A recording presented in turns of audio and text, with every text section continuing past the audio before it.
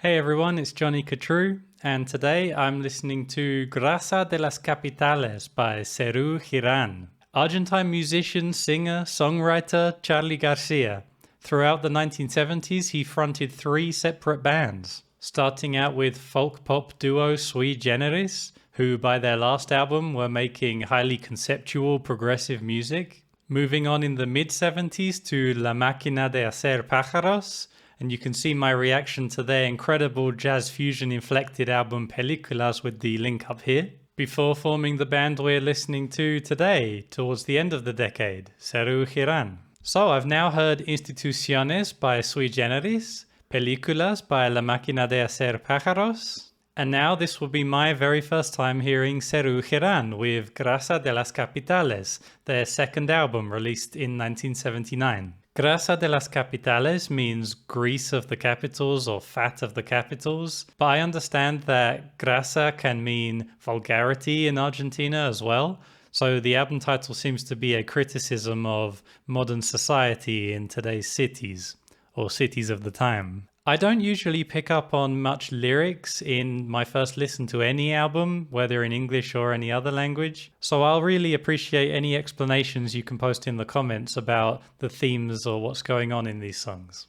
I'm excited to hear the music though, I'm really not sure what to expect. I loved Películas by La Máquina, and we have the same drummer in the lineup here, Oscar Moro, and his drumming was fantastic on that album, so I'm looking forward to hearing his jazz-influenced drumming once again. Otherwise, the music is more or less a mystery to me at this point, so I'm looking forward to getting into it and seeing what the sound of Serú Girán is like. If you enjoy the video, please click the like button for me, and let's get started.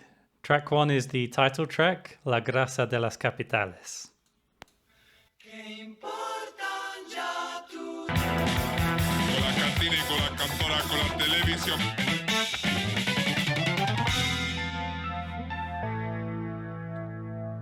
Alright, what an exciting introduction. And I noticed the lyric "¿Qué importa tu canción?" meaning what does your song matter?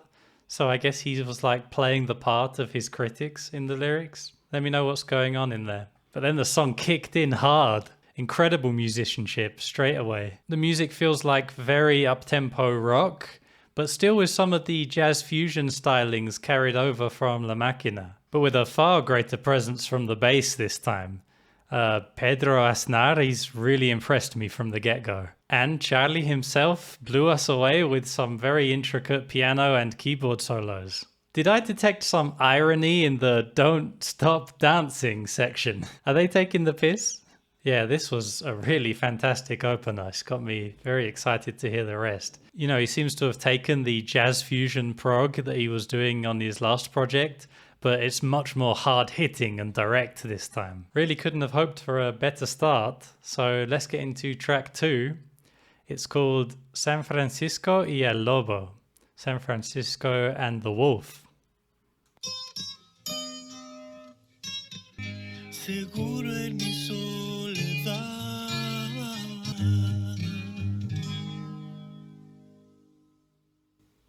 All right, that was beautiful. After a very intense opener, we brought down the mood for a soft acoustic number for track 2. And it was a really beautiful vocal by Charly. His voice sounds better than ever to me right here. Actually, this song almost had the vibe of a Spinetta tune. Very romantic, you know? Although Charly still managed to throw in a little bit of his signature theatrics towards the end. The next song, track 3, is called Perro andaluz, or Andalusian dog. Makes me think of De Besa by the Pixies, where they say un chien Andalusia. That's in French though, but yeah, same meaning. Here we go.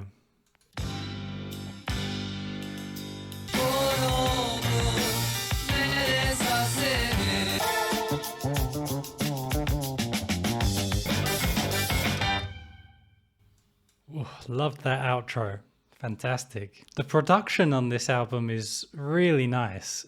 It's very strong, hard-hitting. This is definitely the best sounding album I've heard from Charly García yet. Once again on this song we got some heavy rock that sounds like it's being played by jazz musicians, which is a sound I really love. And we had a very memorable outro on the end of this one with some incredible bass licks. Sounded great. Moving on to track 4, which is called Frecuencia modulada, which I believe means frequency module.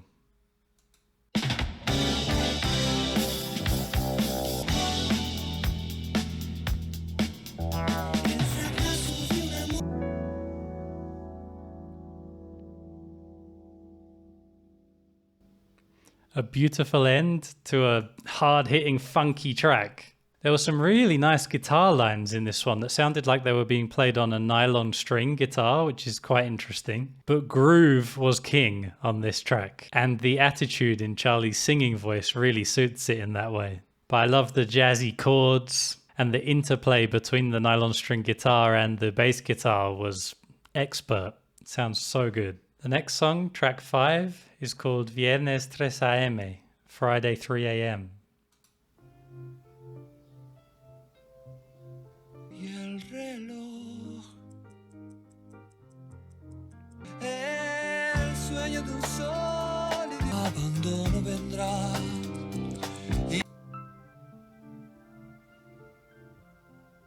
Wow, that was so beautiful.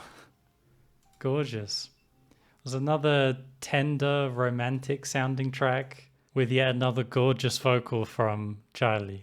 I loved the nocturnal mood on this one. Very sensual and with a rich noir atmosphere, which the sound of the bass in particular really emphasized. It was also interesting, the clock ticking in the background. I'm pretty sure it was ticking in triplets, which sounded really cool. But yeah, I loved that track. Very original. The next song is track 6, and it's called Noche de Perros, Dog's Night or Night of Dogs.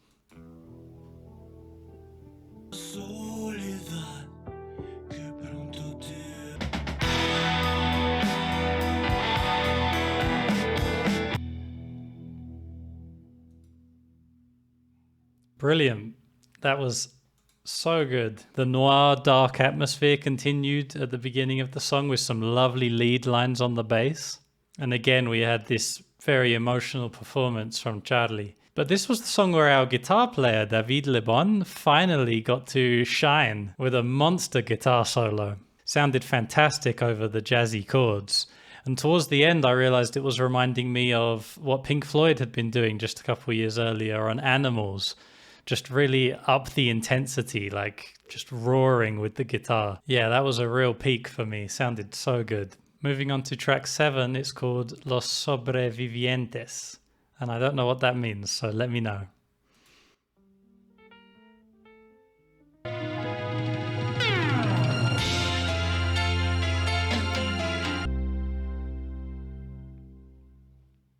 That was quite a strange one. At the beginning, it brought us down after the hugeness of the last song, but it didn't take long to take off again. There were some pretty sophisticated sounding chord changes and lead keyboard parts by Charly in this one, which I did enjoy quite a bit.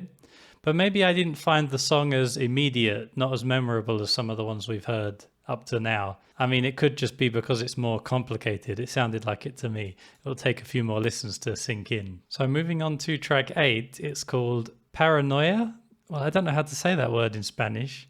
Paranoia, Paranoia y soledad.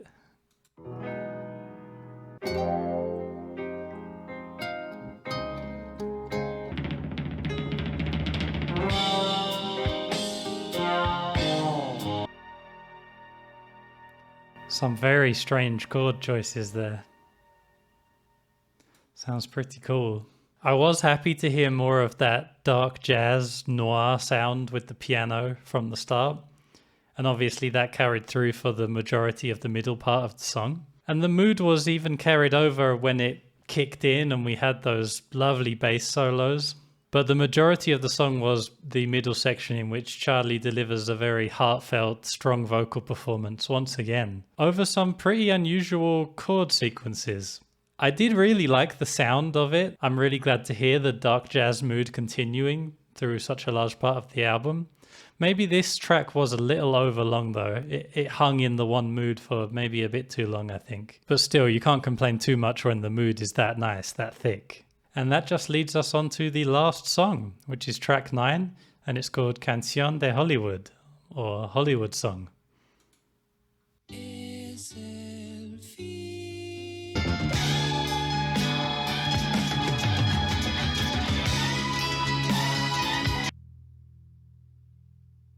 All right, so that's the end of the album. And starting off this song, it was a bit more of a typical sound for Charly García, I think. We kind of lost the heaviness and dark jazz of the previous few tracks.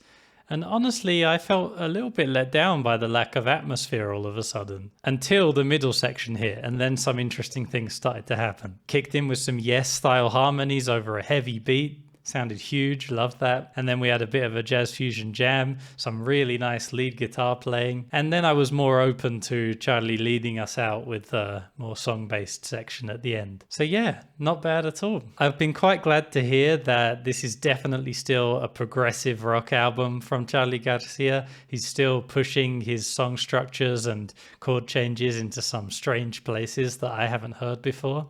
But in this case, with much more of an emphasis on mood and atmosphere, especially in the second half of the album when we got more of those dark jazz moods. I really enjoyed the first few tracks. Track 1 and 3 were heavy, intense prog rock songs, which I loved. But once the dark jazz approach started to creep in the second half, I think that's where I really fell in love with the album. It really started to work for me and sound like nothing I've quite heard before. The approach of focusing more on mood and atmosphere, but still in a prog rock setting, reminds me of some of my favorite work by bands like Genesis, like they did on The Lamb Lies Down on Broadway. There's a lot less of a focus on technicality and a lot more of a focus on atmosphere and creating a world in which the songs exist. And yeah, I really felt that in some cases in this album. But it was a mood I haven't really heard before in the world of prog rock. I've heard it on jazz albums, but not in prog rock. And I thought this approach worked really well for Charly. He put so much feeling and emotion into his vocal performances and the songs themselves. So the overall mood of the album just really strengthened the emotion that Charly was putting into his performances for me. It worked really well. As for the album cover, I quite like it. I mean, I like the idea of it, the sensationalist headlines with the really cool picture of the band. But having heard the album and its moods and atmospheres, I feel like I would have liked an album cover that showed that more, you know, had that kind of edge of darkness to it, because I wasn't expecting that at all from looking at the album cover. Not at all. I was expecting something just funky and hard-edged throughout, I guess, but that's not really what we got. We got some of that, especially towards the beginning, but majority of the album ended up being something else entirely, which I loved, obviously. So yeah, overall, a really cool album, perhaps actually my favorite I've heard from Charly García yet. It really appealed to me.